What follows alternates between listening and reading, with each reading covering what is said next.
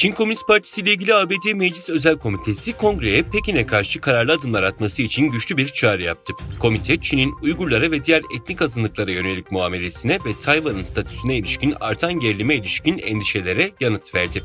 ABD hükümeti, Pekin'i Doğu Türkistan'da Uygurlara ve diğer etnik azınlıklara karşı devam eden bir soykırım uygulamakla suçlayarak Çin'i kınama konusunda açık sözlü olmuştur. Komite tarafından önerilen tavsiyeler arasında soykırımda suç ortağı olduğu iddia edilen Çinli teknoloji şirketlerine yaptırım uygulanması çağrıları da yer alıyor. Komite ayrıca zorla Uygur işçiliği kullanılarak üretilen malların ithalatını önlemek için tasarlanmış mevcut yasaların güçlendirilmesini öneriyor. Bu öneriler Çin'de meydana geldiği bildirilen insan hakları ihlallerine karşı önemli adımlar olarak görülüyor. Komite üyeleri bazı tavsiyelerinin bu yıl içinde yasaya dönüştürüleceğini umduklarını dile getirdiler.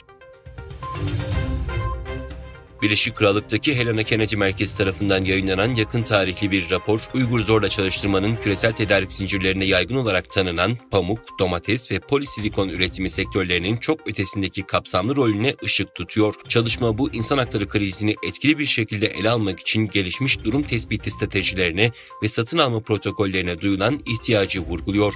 Helena Kennedy Merkezi raporu, Çin hükümetinin Uygur emeğini sistematik olarak sömürmesinin yalnızca Doğu Türkistan'la sınırlı olmadığı, çeşitli endüstrilere ve bölgelere yayıldığını vurguluyor. Medya ve akademik raporlar belirli sektörlere odaklanırken rapora göre Çin'in diğer bölgelerinde olduğu gibi Doğu Türkistan içinde de zorla çalıştırma meydana geliyor.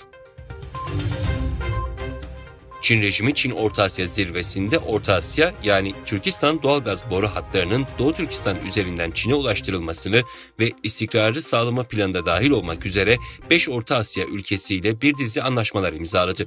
Orta Asya doğalgaz boru hattı batıda Türkmenistan'dan başlayıp Özbekistan, Kazakistan üzerinden geçerek Doğu Türkistan'a ve sonra da Çin'in iç bölgelerine ulaşıyor. Dolayısıyla Çin, Doğu Türkistan'la Orta Asya ülkeleri arasında enerji altyapısı kurarak birbirine bağlamak istiyor.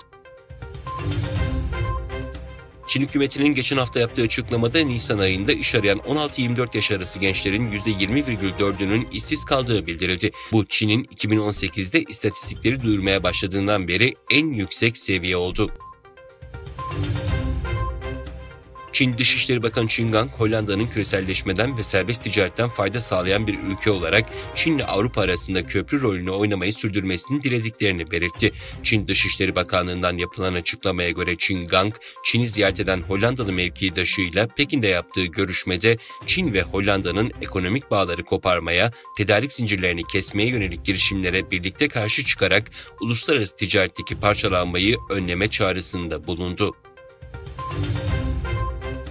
Çin, Japonya'nın ABD'yi izleyerek çip imalatı donanımlarına ihracat kontrolleri getirme kararının Çin ve Japon üreticilerin çıkarlarını ciddi şekilde zedeleyeceği uyarısında bulundu. Ticaret Bakanlığı'ndan yapılan açıklamada Tokyo yönetiminin Çin ve Japonya'daki sektör gruplarının aleyhte görüş bildirmesine rağmen kararında ısrar etmesinin yanlış olduğu bildirildi. Açıklamada 1 Haziran'da yürürlüğe girmesi planlanan uygulamanın iki ülke arasında ticari işbirliğine zarar vereceği, Çin ve Japonya şirketlerinin çıkarlarını ciddi şekilde zedeleyeceğini vurguladı.